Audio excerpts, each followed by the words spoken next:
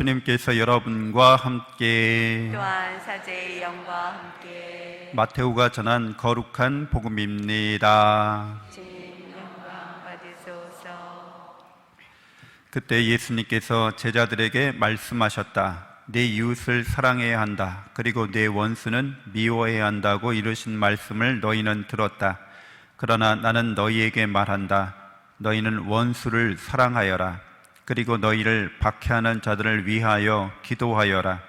그래야 너희가 하늘에 계신 너희 아버지의 자녀가 될 수 있다. 그분께서는 악인에게나 선인에게나 당신의 해가 떠오르게 하시고 의로운 이에게나 불의한 이에게나 비를 내려주신다. 사실 너희가 자기를 사랑하는 이들만 사랑한다면 무슨 상을 받겠느냐? 그것은 세리들도 하지 않느냐? 그리고 너희가 자기 형제들에게만 인사한다면 너희가 남보다 잘하는 것이 무엇이겠느냐? 그런 것은 다른 민족 사람들도 하지 않느냐? 그러므로 하늘에 너희 아버지께서 완전하신 것처럼 너희도 완전한 사람이 되어야 한다. 주님의 말씀입니다. 그리스도님 찬미합니다. 참 예수님, 하나님의 복동이 고맙습니다. 고맙습니다. 네, 하나님께서는 우리를 완전하게 사랑해주고 계시죠. 그래서 완전하신 그 사랑, 바로 예수 그리스도의 십자가의 죽으심과 부활의 사건이 하나님이 우리를 얼마나 사랑하는지를 드러내십니다. 십자가를 바라보는 사람은 하나님의 사랑을 깨달을 수 있게 된다는 거죠. 백문이 불여일견이라고 십자가에 달리신 예수님을 통해서 하나님이 나를 이토록 사랑하신다, 그렇게 깨닫는 사람, 그 하나님의 사랑이 구원의 은총으로 나에게 베풀어졌다고 확신하는 사람은 이미 인생을 모두 산 것과 같은, 모든 인생을 이미 다 통달한 사람과도 같다고 할 수 있습니다.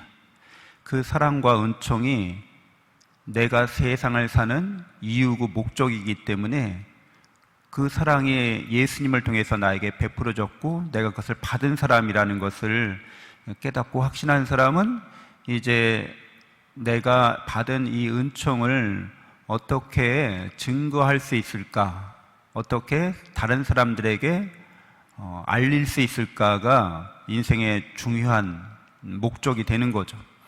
그래서 선교를 위해서 파견되어야 한다고 자기 삶을 여기게 됩니다.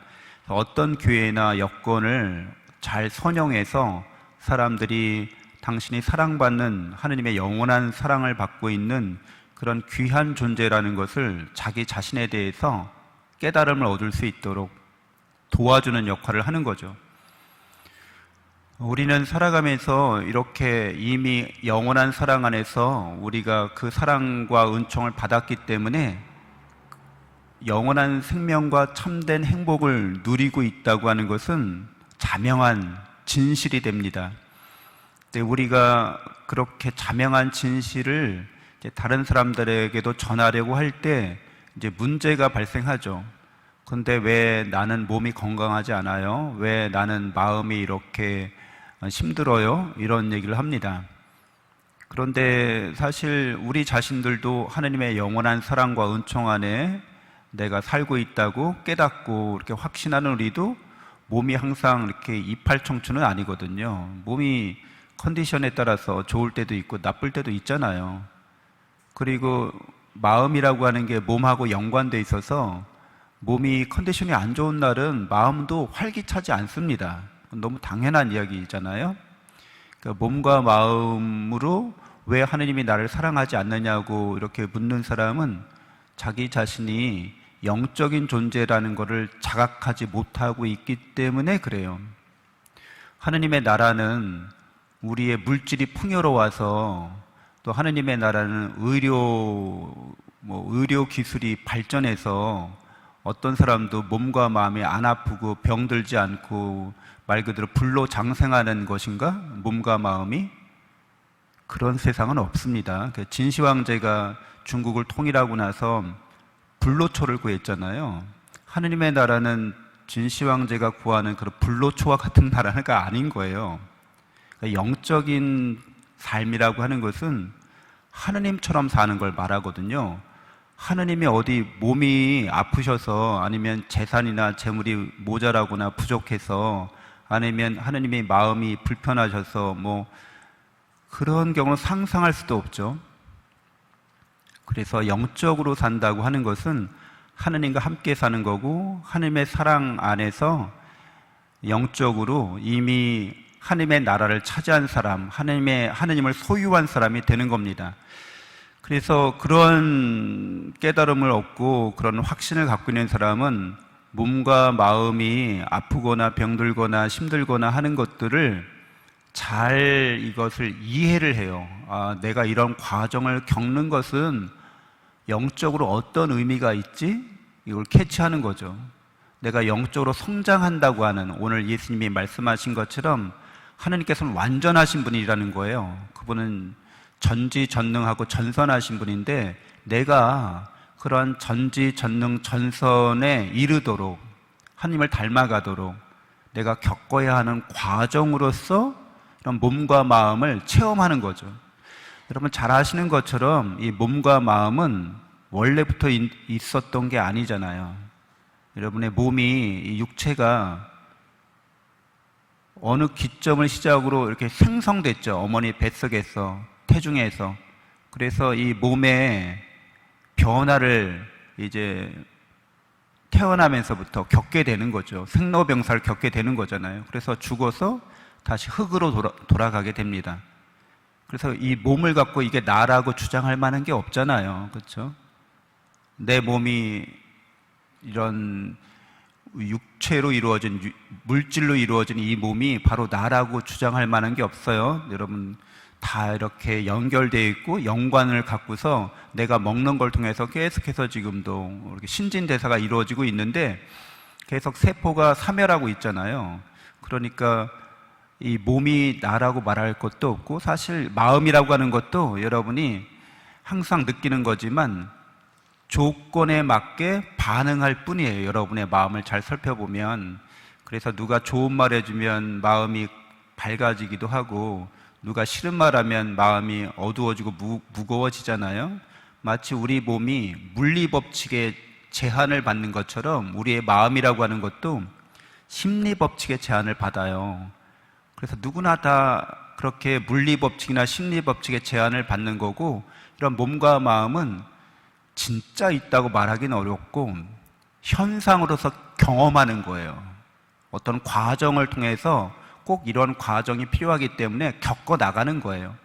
그래서 몸이 아프거나 병들었다고 하나님이 나를 사랑하지 않는 게 아니고 내 마음이 힘들거나 어렵다고 해서 하나님이 도와주시지 않는 게 아니에요.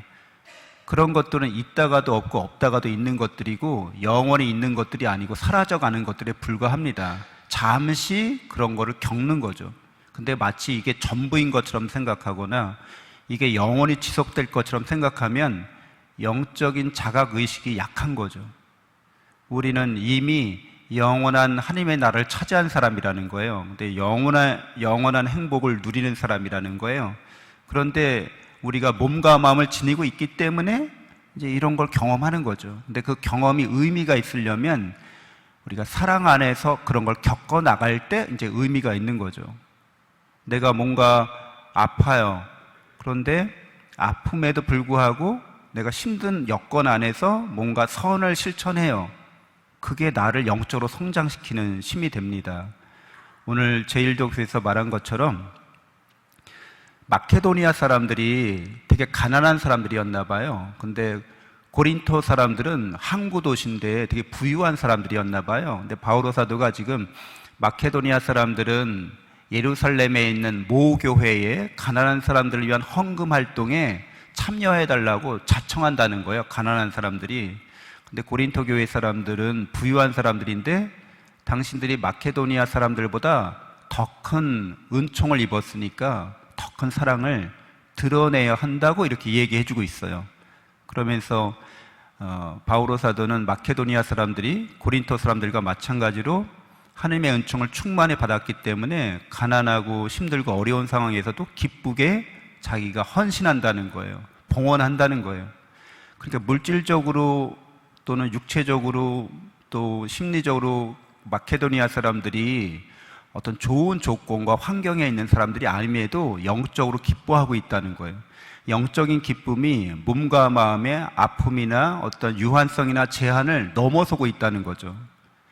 항상 기뻐하라는 말은 여러분이 심리적으로 항상 좋은 일만 생겨서 기뻐하라는 뜻은 아닙니다. 이미 우리가 천국에 가 있다고, 여러분이 이미 구원의 은총을 받았다고 깨닫고 확신할 때 여러분들이 세상적인 일 때문에 힘들고 어려울지라도 그런 것들은 잠시 지나가는 일이고 하나님의 영원한 사랑이 나에게 충만하다는 것을 깨닫고 확신하기 때문에 그럼에도 기뻐할 수 있다는 거죠. 그럼에도 감사드릴 수 있다는 거죠. 하나님의 뜻이 나에게 온전히 이루어졌다고 예수님을 통해서 구원의 길이 나에게 밝혀졌고 예수님이 그 길에 늘 나와 동행하고 있다는 것을 우리 모두가 예수 그리스도의 복음을 전하면서 그분의 제자로서 살아가면서 증거할 수 있어야겠습니다. 잠시 눈을 감고 묵상하겠습니다.